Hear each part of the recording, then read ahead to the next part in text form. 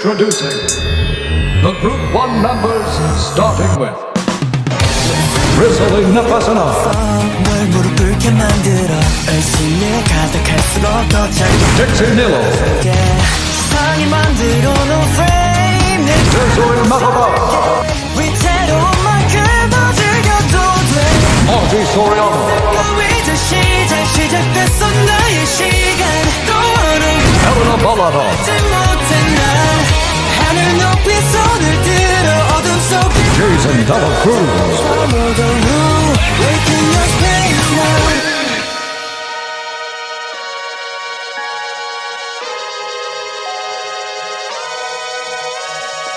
Bobby Nuevo, Kenneth Hidalgo.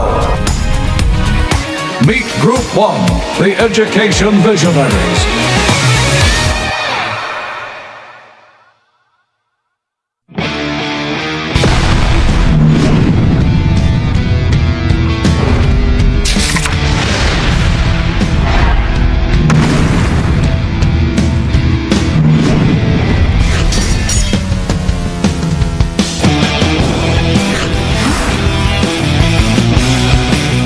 We constructed a detailed lesson plan which was a comprehensive outline that provided a structured framework for teaching a specific topic or subject in a classroom setting. This was the plan that helped us ensure that the lesson was organized, coherent, and effectively conveyed the intended content to students. It could be a valuable tool for us to maintain focus and deliver a well-structured lesson. This plan typically included the following components: the content standards, which was an important educational guidelines that outlined what students should know and be able to do within a specific subject area. Then, the performance standards that provided a measurable way to determine whether the lesson's objective had been met. They help guide and instructions and assessment, ensuring that both teachers and students had a clear understanding of what was expected. Also, the learning competency that provided a clear target for instruction and assessment, ensuring that the lesson was purposeful, relevant, and effective in helping students achieve the desired learning outcomes. Furthermore, it is important that the specific learning objectives should be clear, measurable, and focused on what students should achieve by the end of the lesson. Also, the subject matter, which was a foundational element of the lesson plan, and it informed the choice of instructional materials, activities, assessment, and the overall structure of the lesson. And the learning processes, in this part, it included preliminary activities which set the stage of the lesson, engagement students' interest, and to create a supportive learning environment to prepare students to actively participate in the main content to the lesson, followed by the review that served as brief recap or reinforcement of previously learned concepts. It helps to reinforce and consolidate students' understanding before introducing new content. 아주 조금 다를 뿐인데 말 못하고 참아왔 In addition, lesson proper, motivation, presentation of the lesson, generalization, application, evaluation, and assignments are parts of detailed lesson plan. In lesson proper, it helps students and teachers understand the goal of an instructional module. It allows the teacher to translate the curriculum into learning activities, while the function of motivation portion of the lesson is to generate interest in the lesson topic. This is also a great opportunity to access the students' prior knowledge about the subject or a topic of the lesson. Also, presentation of the lesson is usually the core of the lesson plan. During this stage, the teacher introduces the topic and the key subject matter to the students' needs to master. And the development of the lesson in the detailed lesson plan typically outlines the main body of the lesson, including the instructional strategies, activities, and resources to be used. It offers a detailed teaching breakdown for effective student communication, ensuring a structured lesson delivery and facilitating effective learning. And the generalization allows the learner to utilize what they've learned during session and put it into practice in their natural environment. Put simplistically, generalization can be thought as a transfer of learning from narrow parameters to much broader ones and applications.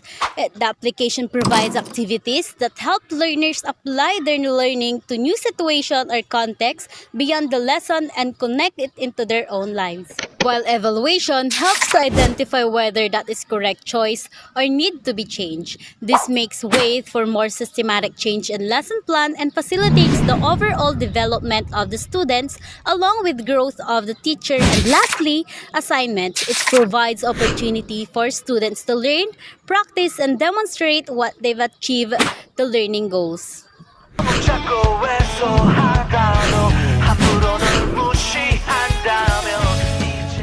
In writing a lesson plan, it can be challenging to clearly define the learning objectives and outcomes for a lesson, and the limited class time for students to complete a lesson. To address these challenges, we can start by clearly stating what they want and expected to learn or achieve by the end of a lesson. Objectives should be directly related to the content being taught. Also, we should ensure and prioritize key concepts and the types of activities that students will need to engage in order to develop the skills and knowledge required to demonstrate effective learning in the course to fit within the time allotted.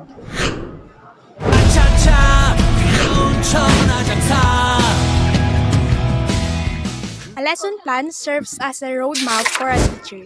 It's a detailed itinerary guiding them through a class specifying learning goals, methods, and assessments. Like a script, it ensures a smooth educational performance. On the other hand, a table of specification serves as a blueprint.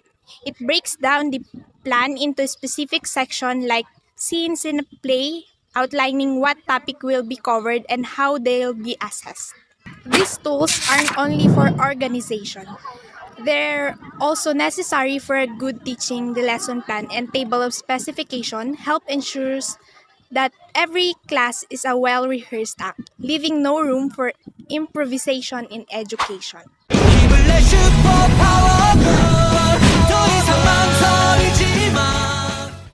Table of specification is a plan prepared by a classroom teacher as a basis for test construction, and it is also a tool to ensure that a test measures the content and thinking skills that the test intends to measure.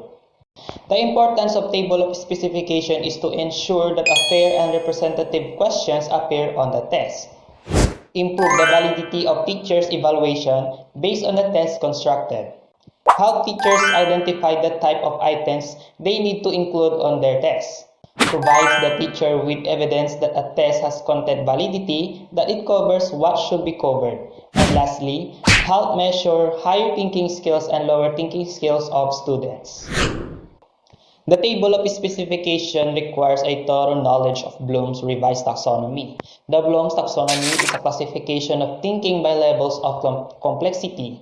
We have the easy, average, and difficult. It gives teachers and students an opportunity to learn and practice a range of thinking and provides a simple structure for many different kinds of questions. From level 1, we have remember we, level 2, understanding, level 3, applying, level 4, analyzing, level 5, evaluating, and level 6 is creating. To compute table of specification, first is to secure a copy of K-12 curriculum guide. Second, copy the learning competencies allotted for each grading period in the table of specification. And third, allocate the number of hours needed in each learning objectives and the percentage using the formula. Number of hours in each objective divided to the total number of hours times 100. Example, in learning competency number 1, we have 15 hours. In learning competency number 2, we have 5 hours. And learning competency number 3, we have 10 hours. And the equivalent or the total number of hours is 30. To get the percentage value for learning competency number 1, 15 hours is divided by 30 or the total number of hours multiplied by 100 is equal to 50%. And for learning competency number 2, we have 5 hours divided by 30 multiplied by 100 is equal to 17. And last, for learning competency number 3, we have 10 hours is divided by 30 multiplied by 100 is equal to 33%. After we compute the percentage, we will now determine the number of items using the formula. The number of items is equals to the total number of items times percent. Example, The number of test items that I will create is 30 items. So for the learning competency number 1, we have 50%, and the total number of test items is 30%. So 30 times 0.50 is equals to 15. So the number of test items is 15. Same as with competency learning number 2, 30 times 0.17 is equals to 5. So the number of items for learning competency number 2 is 5 items only. And for learning competency number 3 is 30% of the total number of test items times 0.33 is equal to 10 items. And now we will allocate it under the domain or classification of objectives based on whether it falls under remembering, understanding, analyzing, applying, evaluating, or creating. Here, instead of using the first format with an additional column for placement items, he used his own format where he did not add a column for item placement. Instead, he already included the item placement within the classification of objectives. Like the item number 1 for remembering, number 2 for understanding, number 3 for remembering, number 4 for understanding, and number 5 for remembering, number 6 for understanding, and number 7 for analyzing. This can make it easier because in the TOS or table of specification itself, you can see in which of the classification of objectives the test questions are allocated within the test paper.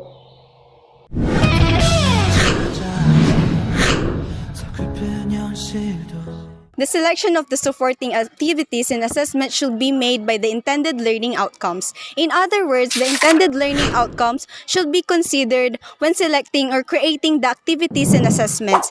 The relationship between the intended learning outcomes, the actions, and the assessment should be clear and evident.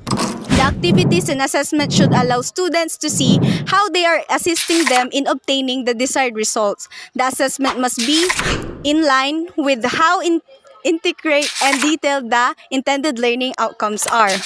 The evaluation should reflect the intended learning outcomes requirement for pupils to demonstrate critical thinking by adding questions or exercises that do the same. Congruence in a lesson plan, in the end, guarantees that every aspect of the educational process is planned to support students in achieving the desired learning outcomes.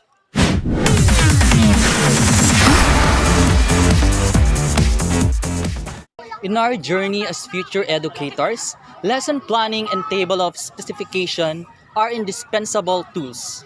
Lesson plans serve as the guiding roadmap, aligning objectives and delivery methods, in line with DepEd Order 42 Series of 2016. They are crucial for delivering quality education and promoting reflective practice.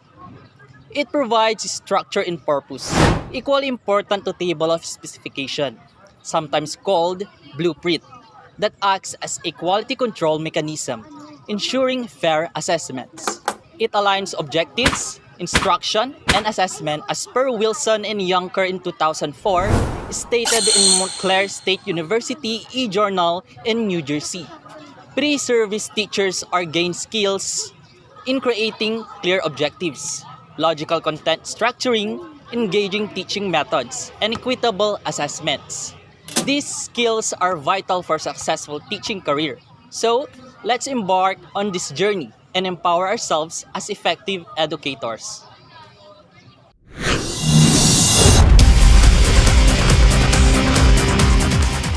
To sum it up, lesson plan is a detailed guide educators use to structure a class session, ensuring effective teaching, goal attainment, and teacher organization. On the other hand, a table of specifications in education outline assessment content, including topics and their importance. It ensures fair, valid, and curriculum-aligned assessments for evaluating students' knowledge and skills. These tools indeed play a vital role in ensuring effective teaching and meaningful assessment for both educator and students. They promote transparency, accountability, and data-driven decision-making, contributing to a more productive and successful education process. Remember, understanding their components and functions is the key to the successful implementation of these tools. That's all for today's video. See you in the next vlog.